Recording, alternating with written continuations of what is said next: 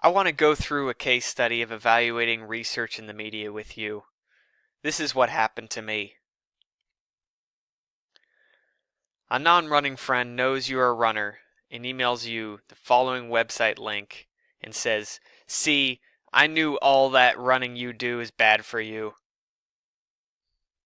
In my case, it was my brother. Shot me this email with this link. Let's take a look. All right, so we have dailymail.co.uk, and here's the title. I love advertisements.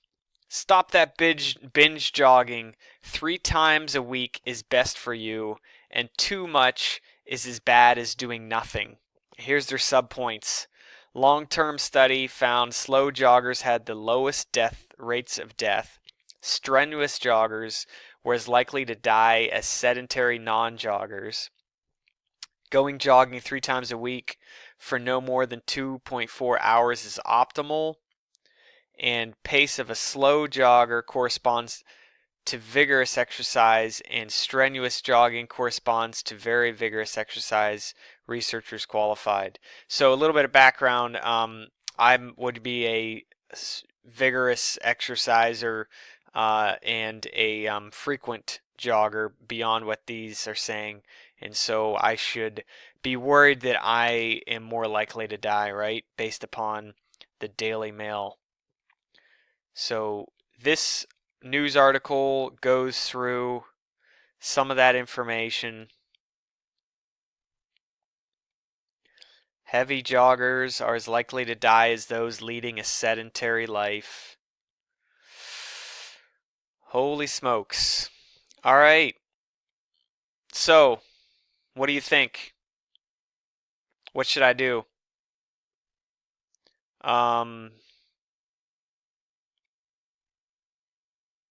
Hopefully, your response was that was a news report of an academic paper. Let's find the paper. So let's do a little search. And we found this. It is the academic paper. And it is the Journal of American College of Cardiology. And there's the title of the study, Dose of Jogging and Long-Term Mortality. And here's the abstract, which covers the study, objectives, methods, results, and conclusions. All right. What's wrong with it? Yes. It is not the full text. What do you do now? Find the article. Get the full text from your library database. Get on their website, go to the database. You can use this search, Academic Search Complete, EBSCOhost, PsycInfo, whatever that might be, to try to find that. Use the key search terms. We have the article title, right? Here's the title. Let's look at the article. Why would we want to be looking at the article? Well, what are we perceiving as the potential limitations to this research? What are the threats to internal validity? Measuring what it intends to measure. And so in this case, it is measuring death rates, as well as what was the independent variable, what was manipulated, or what were the researcher manipulating. And they were manipulating the intensity of the exercise as well as the frequency of the exercise. And so what were some of those threats to validity in this paper? So here is the paper here. Full text. Yes, we love full text. and we read it through, and I'm not going to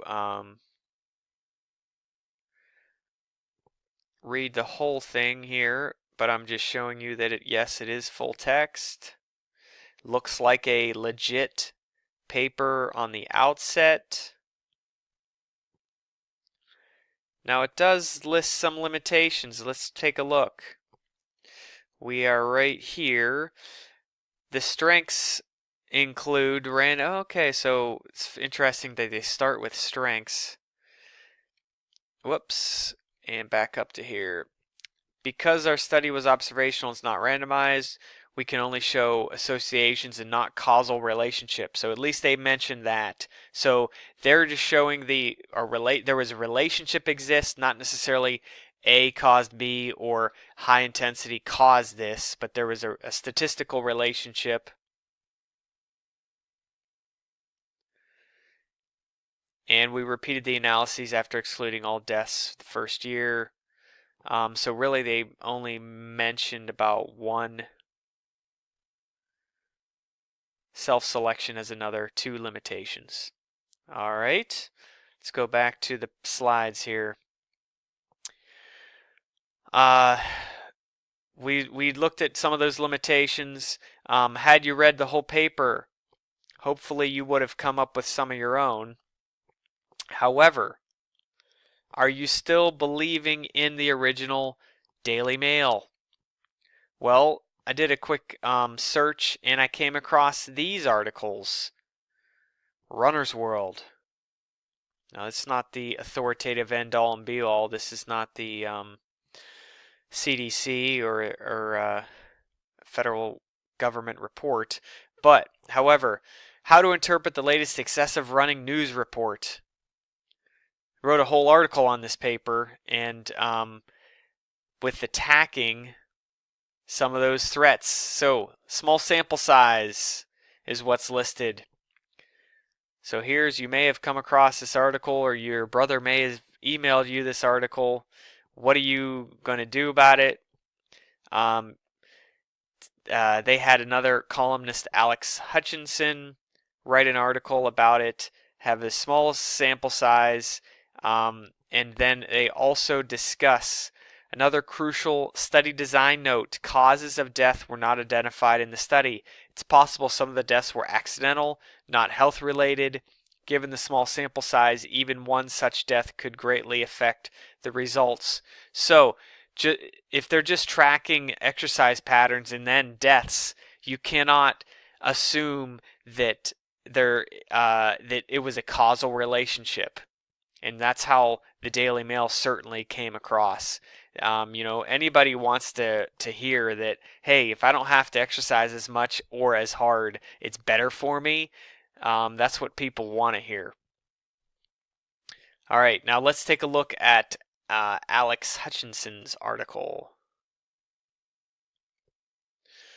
The supposed dangers of running too much, what the data says, and what it doesn't. So this is hopefully some of the things that you were thinking about that you should be doing.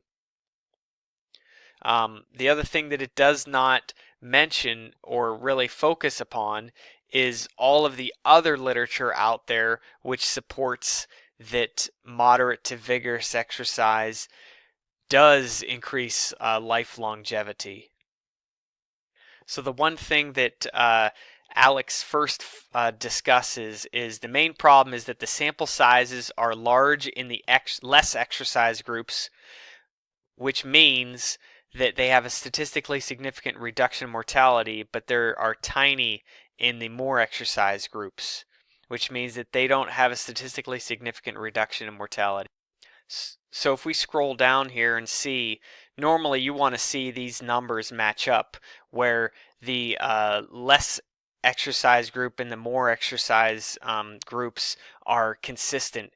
And so they had some major issues where when you have 1 to 2 people die in that less exercise group, it came up as statistically significant because the sample size was so small of the more exercise group. And so ultimately, what the authors concluded is the conclusion of the study that strenuous jogging is as bad as being sedentary is based on only 2 deaths over more than a decade of follow-up compared to the less strenuous exercise group. And so sample size is always going to impact some of those statistical tests. So let's go back to our slides here. There could be more limitations, certainly, if we had read the entire article. And you're not always going to find a web article which covers all of those limitations, but hopefully this is something that you're learning the skills to be able to do yourself. This was such a controversial study that the journal editor actually wrote an editorial after this was published, and let's take a look at that. So this is an editorial comment. This is the editor of the journal in which that article was published in, and it actually covers some additional limitations to the study that the editor wanted to sort of reduce the heat on him for publishing this article.